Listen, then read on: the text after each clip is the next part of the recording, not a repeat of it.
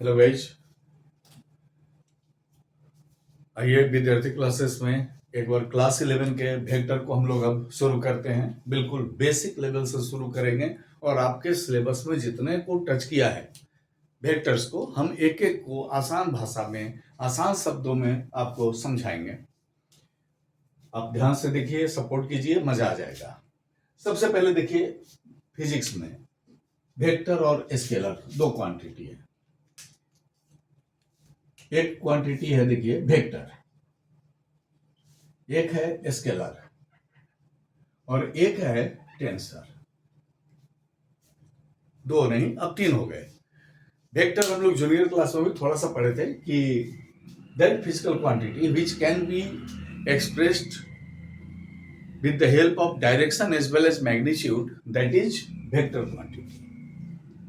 यानी कि वैसे भौतिक राशि या वैसे फिजिकल क्वांटिटी जिनको रिप्रेजेंट करने के लिए हमको उसके मान के साथ साथ उसके वैल्यू के साथ साथ मैग्नीट्यूड और डायरेक्शन की भी जरूरत होती है। जैसे अगर हम लोग बात करते हैं वेलोसिटी, ये वेक्टर है। डिस्प्लेसमेंट,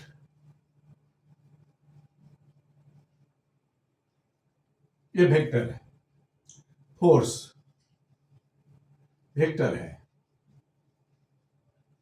एक्सेलरेशन वेक्टर है। इसके लिए क्या है, मैग्नीट्यूड भी रहेगा और डायरेक्शन भी रहेगा।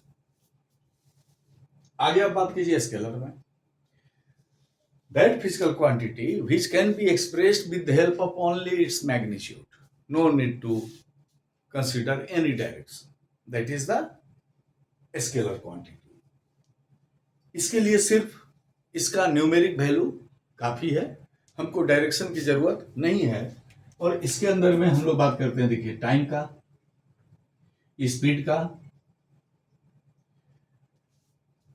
वर्क, ऐसी तमाम मिलेंगे आपको जितने फिजिक्स में पढ़ेंगे। हर चैप्टर में हर टॉपिक्स हम लोग डिस्कस करते हैं, वेदर इट इज वेक्टर और नॉट।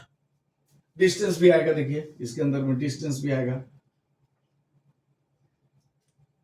अब आ गया टेंसर। देखिए टेंसर एक ऐसा फिजिकल क्वांटिटी है जो ना तो स्केलर है और न ही वेक्टर है।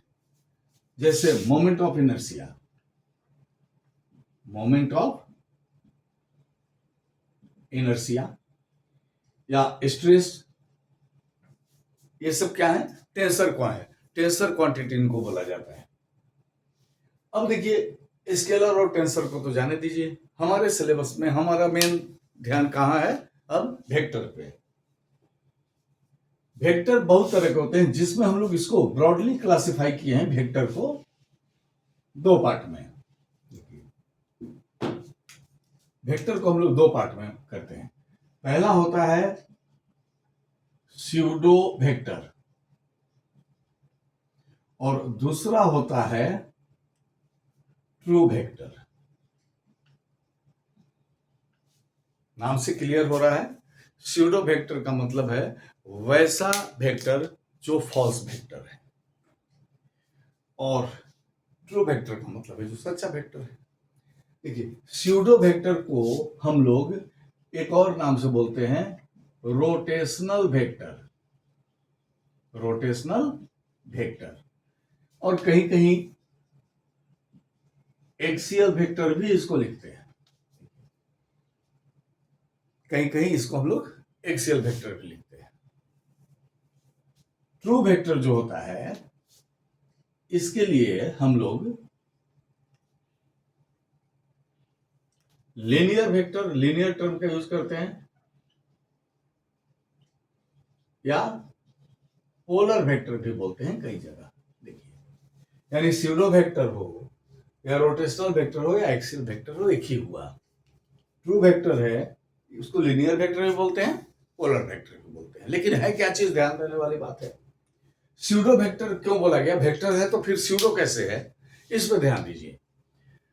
हम लोग इमेजिन करते हैं कोई भी चीज में, जैसे सपोज करो कि हम कोई चीज को नॉर्थ डायरेक्शन में फोर्स लगाएंगे तो किस ओर जाएगा, नॉर्थ की ओर जाएगा। हम अगर साउथ डायरेक्शन में फोर्स लगाएंगे तो ऑब्जेक्ट किस ओर जाएगा, साउथ डायरेक्शन में जाएगा। तो ये जो घटना घटती है that is the true vector या लिनियर वेक्टर।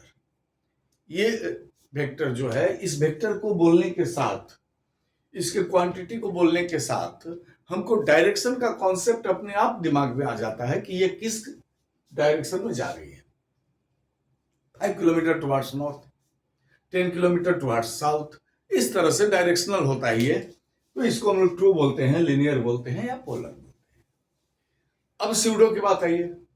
आप कभी देखे हैं कुम्हार के चाक पे जहां बर्तन बनता है, फोर्स लगाया जाता है right to left, left to right, और उसका रिजल्ट किधर को आता है, ऊपर को।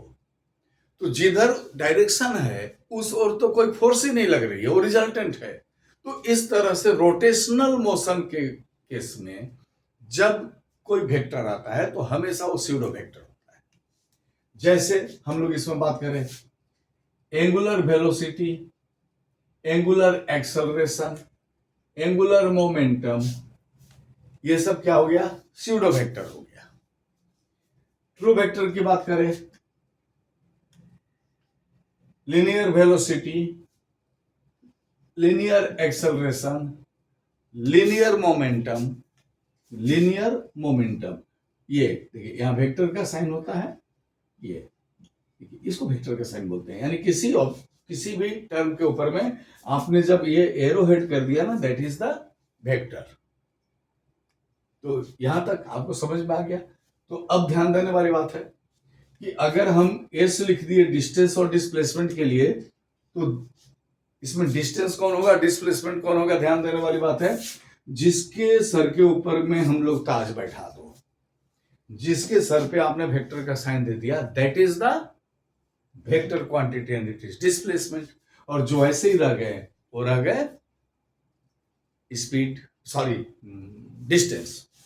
इसी तरह से अगर हम लोग दो भी की बात करें, एक वेलोसिटी और एक स्पीड है। अब जहां पे हमने एरो दे दिया ये वेलोसिटी है, जहां नहीं दिया वो स्पीड है। तो वेक्टर को हमेशा ऊपर एरो हेड से रिप्रेजेंट करते हैं। इतना अगर आपके समझ में आ गया तो आप चैनल को लाइक कीजिए, सब्सक्राइब कीजिए, सपोर्ट कीजिए। अगले वीडियो में हम वेक्टर्स के और टाइप्स बताएंगे और धीरे धीरे हम लोग वेक्टर्स के गहराई में गोता लगाएंगे। बहुत मजा आएगा। Thank you.